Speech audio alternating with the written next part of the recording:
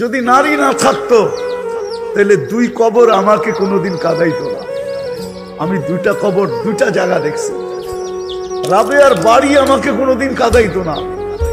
রাবেয়ার বস্তির বাড়ি আমি 6 বার দেখছি, 6 বার। 2500 মানুষ আমার কাছে কিতাবি এলেম নাই, কিন্তু চোখে দেখা আছে। রাবেয়ার বাড়ি আমাকে 6 বার কাঁদাইতো না। রাবেয়া কৃতদাসী মহিলা ছিল, 6 বার এই চক্ষুকে রাবেয়ার বাড়ি কাঁদাইছে। আমি স্টেজে বসে বলতেছি, 6 বার আমাকে কাঁদাইছে। ফেরাউনের বাড়ির কৃতদাসীর কবর মাস্টার কবর আমাকে কোনোদিন কাঁদাইতো না। অ্যাড্রেস নিয়ে যান আমার কাছ থেকে, যার কবর থেকে এখনো সুগ্রাণ বাহির হয়, কিয়ামতের সকাল পর্যন্ত বাহির হবে। আল্লাহ রসুল মেরাজের রাতে যখন কবরের পাশ দিয়ে যেতেছিলেন, তো দাঁড়ায় গেছেন। জিবরিল আলাইহিস সালাম বলতেছিল, সফর অনেক লম্বা, রাত্র অনেক ছোট, দাঁড়াইলে চলবে না। উপর থেকে ওহী আসছে, জিবরিল আজকে মেজবান দেখা হবে না, মেহমান দেখা হবে। আজকে বিষয় হলো মেহমান, আজকে বিষয় মেজবান না।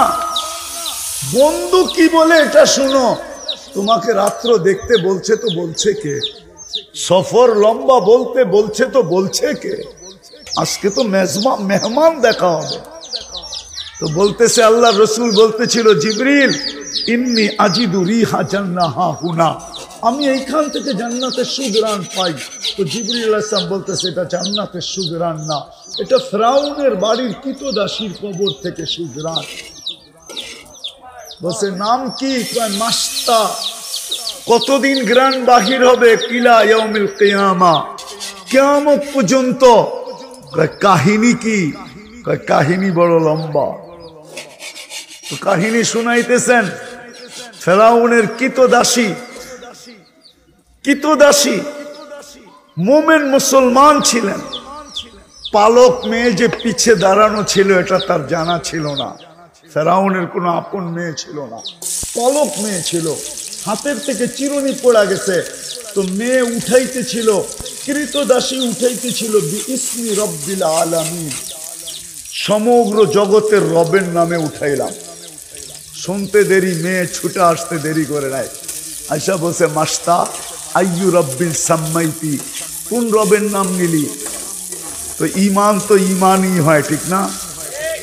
ইমানে কিন্তু ম্যাচের কাঠিতে যেরকম খোঁচা লাগলে ম্যাচের কাঠি জ্বলে, বারুদে যেরকম ধাক্কা লাগলে বাস্ট হয়, ইমানও কিন্তু খোঁচা লাগলে ইমান বাড়ে। তো যখন জিজ্ঞেস করছে কোন রবের নাম নিলি, তো কৃতদাসী বলতেছে আল্লাযী রব্বি, যে আমার রব। রব্বা কি? তোর রব। রব্বা আবা কি? তোর বাপের রব। রব্বাল আলামিন, সমগ্র জগতের রব। মেয়ে তেলে বেগুনে জ্বলতে দেরি করে নেয়।